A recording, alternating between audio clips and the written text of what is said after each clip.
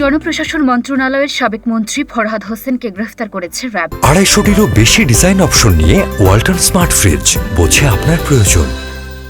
সাবেক এই মন্ত্রী বর্তমানে আদাবর থানায় আছেন। শনিবার দিবাগত রাতে তাকে গ্রেফতার করে র্যাব। আদাবর থানার অফিসার ইনচার্জ মাহফুজ ইমতিয়াজ ভুইয়া এ তথ্য নিশ্চিত করেছেন।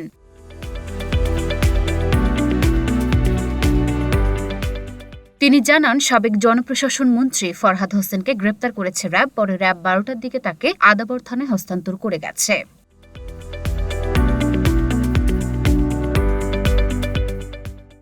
উল্লেখ্য, গত 5 আগস্ট বৈষম্য বিরোধী ছাত্র আন্দোলন চলাকালীন ছাত্র জনতার উপর গুলিবর্ষণ ও হত্যার ঘটনায় সাবেক জনপ্রশাসন মন্ত্রীকে রাজধানীর ইস্কাটন এলাকা থেকে গ্রেপ্তার করে র্যাব।